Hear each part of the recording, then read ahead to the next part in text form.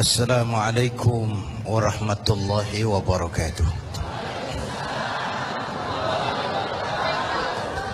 Guru kita Al-Habib Munzir Al-Musawwad sudah menjelaskan tentang amar ma'ruf nahi munkar. Pemimpin kita Baginda Nabi besar Muhammad sallallahu alaihi wasallam adalah tokoh yang paling sukses dalam melaksanakan amar ma'ruf nahi munkar.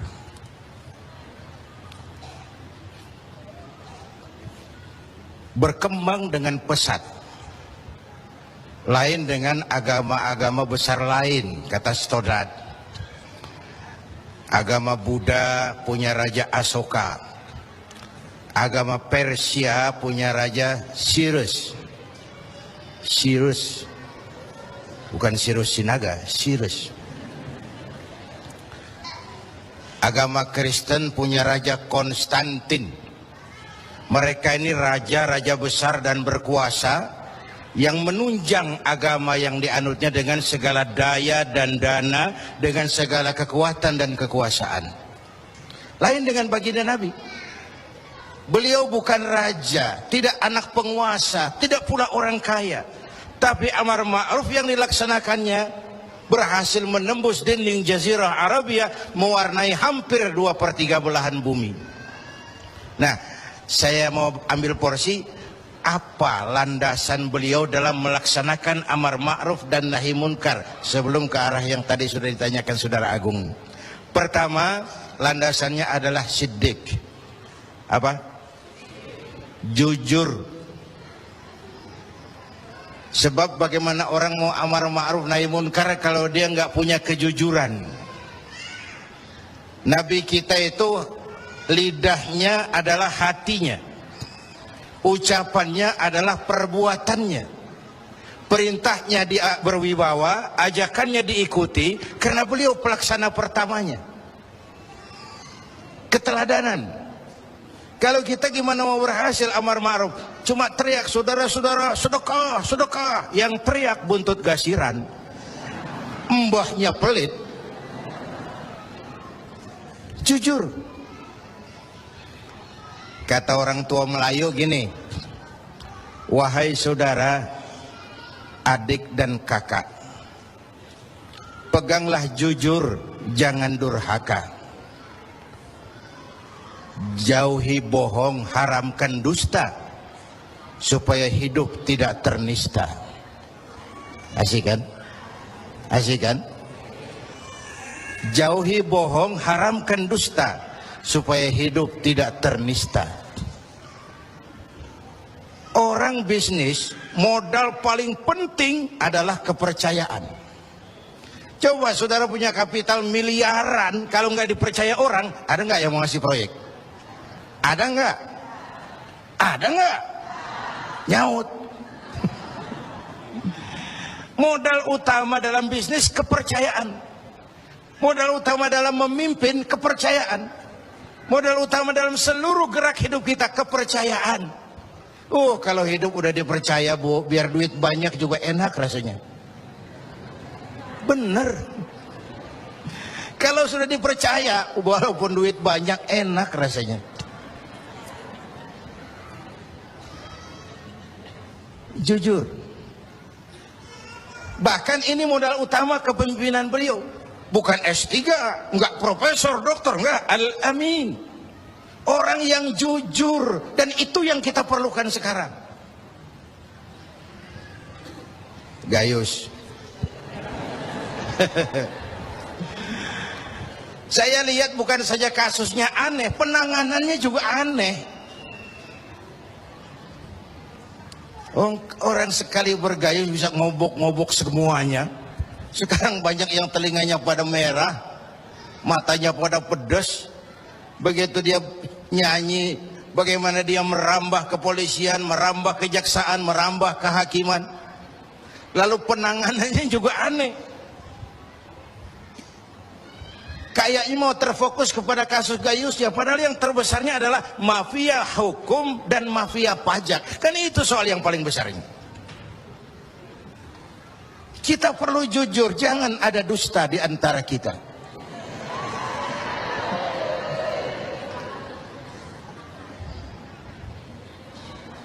Apa tanda si bintang timur cahayanya terang sampai ke fajar? Apa tanda orang yang jujur? Hatinya mulia, ucapnya benar. Hatinya mulia, omongannya benar. Tidak pepat di luar, pancung di dalam. Menjegal kawan seiring, manis jika berhadapan, balik belakang lain bicara. Tiap hari kita ngadepin topeng. Topeng yang berkelip. Ini mukanya apa bukan sih? Ini omongannya apa cuma sekedar sebuah misi dan seterusnya. Pantas kalau satu saat seorang biang preman, mbahnya preman, datang menghadap baginda Nabi, dapat hidayah dia. Ya Rasulullah, saya mau masuk Islam, boleh enggak? Oh boleh. Mengucap syahadat. Selesai mengucap syahadat, dia bilang lagi, ya Rasul, saya kan sekarang sudah masuk Islam. Baik. Saya cinta Islam. Alhamdulillah. Saya cinta Anda ya Rasul. Bagus itu. Cuman saya juga cinta dosa. Ini aneh orang ini. Preman tadi ya. Saya cinta Tuhan ya Rasul. Saya cinta Islam. Saya juga cinta dosa. Saya belum bisa tinggalin di dosa. Saya suka judi, suka mabuk, suka zina. Marah baginda Rasul dengar ini. Enggak, beliau senyum. Senyum. Orang yang tegasnya amar ma'ruf nahi munkar itu jangan masang muka kuburan. Manyu, muka ditekuk, jangan. Senyum. Lalu beliau bilang, lah Pak Sebi, nggak apa-apa dah. Cuman begini, Mas. Dari Jawa premannya waktu itu. Kamu suka mabuk, hobi. Kamu suka zina. Oh, di mana-mana ada langganan. Kamu suka nyolong? Iya. Nah, oke, gini. Saya cuma minta, mau nggak kamu mulai hari ini janji sama saya? Apa ya Rasul? Jangan bohong. Hal tu'ahiduni ala tarkil kadzib? Mau nggak kamu janji satu aja? Jangan bohong. Saya kira apaan kali ya Rasul? Kalau itu mah kecil. Sanggup? Sanggup. Ayo, saya bayat. Bismillah. Hari ini kau janji nggak mau bohong. Janji. Pulang. Sambil pulang di hatinya mikir, ma ashala ma talaba hadzal nabiyul karim. Ini Rasulullah kok gampang banget permintaannya. Enteng urusannya. Saya terang-terangan nggak tinggal zina, nggak tinggal nyuri, saya suka mabuk, cuma disuruh nggak bohong. Encer. Dia kira nggak bohong gampang. Dia kira nggak bohong gampang. Padahal Nabi Allah Ibrahim pernah mengeluh, saya seumur hidup 3 kali bohong, saya harus tanggung jawab di hadapan Allah. Padahal bohongnya bohong bener. Seumur hidup 3 kali merasa bohong, bingung Nabi Ibrahim. Kita sehari 16 kali bohong, nyengir aja nyengir, nggak ada bingung-bingungnya. Udah sambil pulang, hari berganti minggu, minggu pergi datanglah bulan. Satu hari dia lagi jalan nih si preman nih, mantan preman nih, ngelihat perempuan cakep, kenalan, dibawa ke rumah, masuk ke kamar. Hampir terjadi, mau zina lagi hampir terjadi, dia tegangan tinggi, hampir nyaris. Begitu mau terjadi ingat, saya udah janji sama Rasulullah nggak mau bohong. Ntar kalau ketemu beliau saya ditanya kamu masih zina, nyautnya bagaimana? Nyautnya gimana? Kalau saya bilang iya, saya pasti kena hukum, udah Islam. Kalau saya bilang enggak, saya bohong. Padahal sudah janji enggak mau bohong. Perang ini, iman sama syahwatnya. Kata syahwatnya, udah sikat. Kata imannya, pikirin dulu, lu udah janji lo. Perang. Akhirnya imannya menang. Dia bilang sama tuh perempuan, Mbak Yu. Mbak Yu. Non sewu Mbak Yu. Nggak jadi. Loh, nggak jadi piye tuh Mas?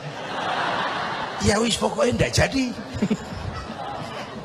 Selamat dari zina. Lain hari mau mencuri, sudah madda yadahu, tangannya udah dijulurin.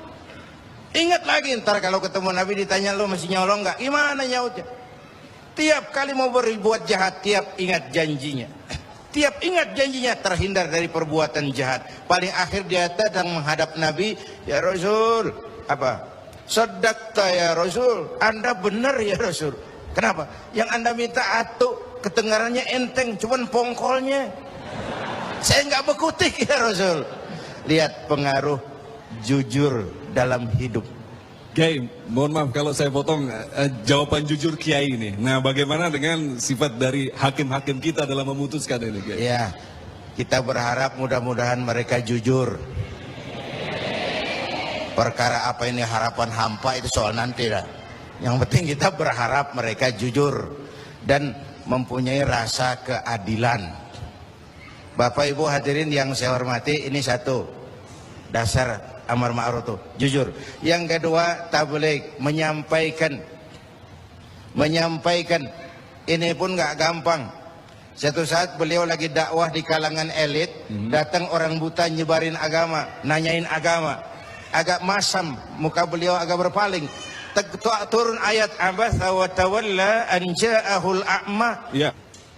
Ayat yang saya sampaikan tadi, Allah mengkritik kepada baginda Nabi. Mengapa kau agak masam ketika datang orang buta minta diajarkan agama? Ayat ini disampaikan juga oleh Nabi kepada para sahabat. Ini loh, ayat ini barusan turun mengkritisi saya. Jadi memang yang orang hidup yang baik itu jangan alergi sama kritik. Tapi yang kritik pun jangan asal ngomong. Ya.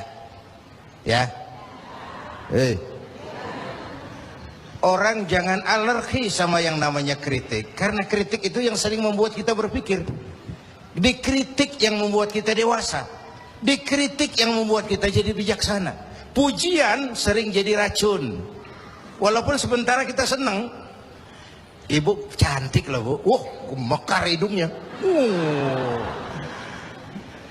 Tapi itu sering jadi racun. Kritik yang membuat kita berpikir, kritik yang membuat kita dewasa, kritik yang membuat kita jadi bijak. Tapi yang ngeritik pun jangan asal ngejeblos. Saudara hadirin yang saya hormati, kita nggak bisa ngukur baju kita pakai badan orang lain. Ini tolong, ini bahasa bersayap. Jangan ngukur baju kita pakai badan orang lain. Nggak sedang, ya, nggak sedang. Orang sering berada dalam sebuah situasi yang tidak semudah kita. Makanya Luqmanul Hakim pernah bilang sama anaknya, "Nak, kita ini kalau nggak punya prinsip bakal serba salah." Kok gitu Pak? Ayo kita buktiin. Luqman keluar sama anaknya bawa seekor keledai. Keledai kecil. Dituntun berdua. Lewat di tengah orang pada ngomong, anak sama bapak sama gobloknya. Bawa keledai bukan ditaikin, dituntun. Tolol. Nah, kamu dengar nak? Iya, sekali kita salah. Sekarang gimana Pak? Bapak yang naik, kamu jalan. Jalan, lewat lagi di tempat orang ngomong lagi, bapak kagak tahu diri. Enak-enakan di atas keledai, anaknya disuruh jalan, tega sama anaknya. Kau dengar nak? Iya, 2 kali kita salah. Habis sekarang gimana Pak? Kamu yang naik, bapak jalan. Lewat lagi orang teriak lagi, anak durhaka. Bapaknya disuruh jalan, dia enak-enakan. Dengar nak? Iya Pak, 3 kali kita salah. Sekarang gimana Pak? Kita naikin berdua yuk. Naik berdua. Sampai di tempat orang banyak teriak lagi, anak sama bapak samanya ini. Tidak punya peri kebinatangan. Masa keledai kecil dinaikin berdua? kejam. Nah, kau dengar? Iya. Berapa kali kita salah? 4. Tapi sekarang gimana Pak? Sekarang keledainya nyok kita gotong. Gua pengen tahu orang ngomong apa.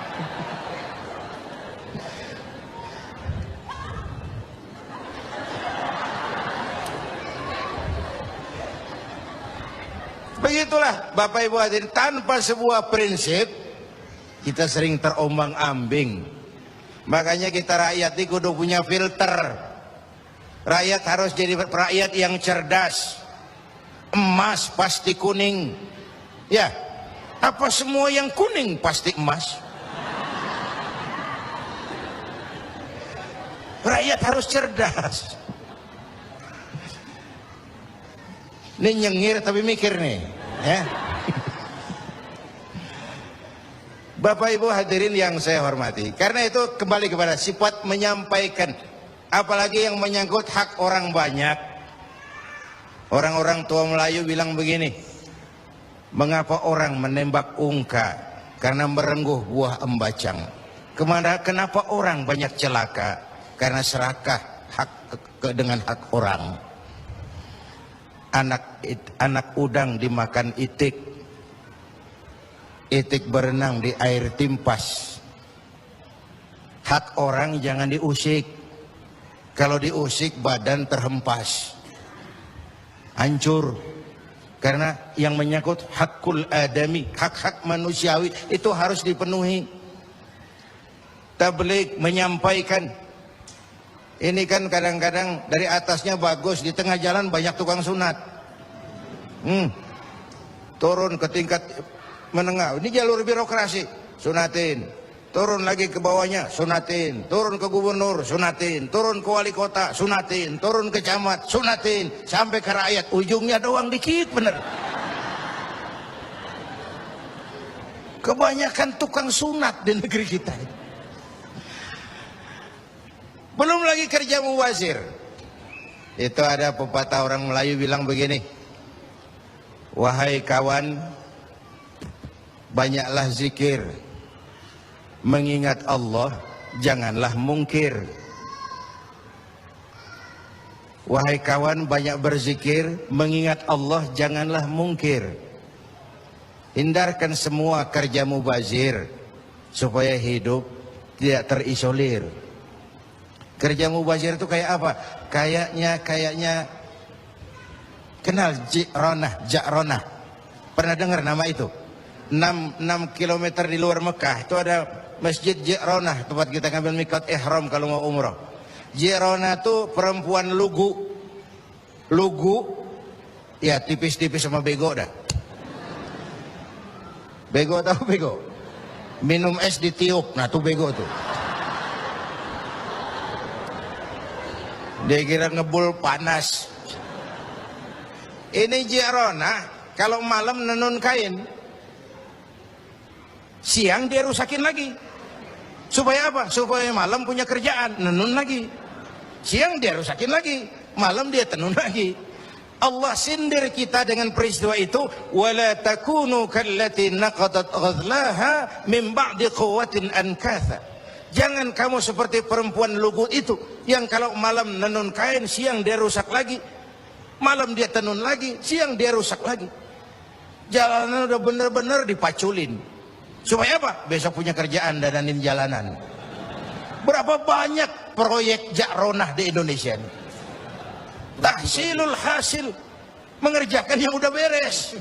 Kan kerja mubazir. Bapak Ibu hadirin yang saya hormati, ini soal tabligh. Yang ketiga sidik amanat, yang kedua amanat ya. Yang ketiga tabligh. Amanat itu menyampaikan, bisa menjaga kepercayaan orang, itu penting. Itu amanah namanya. Menjaga amanah itu tugas yang mulia. Sama saja kalau tadi Habib sudah menjelaskan, amar ma'ruf itu hakikatnya nahi munkar. Nahi munkar itu ya amar ma'ruf, cuma beda orientasinya. Tapi dalam pelaksanaannya amar ma'ruf agak lebih tidak beresiko ketimbang nahi munkar. Kalau kita amar ma'ruf, paling-paling orang nggak mau gitu aja.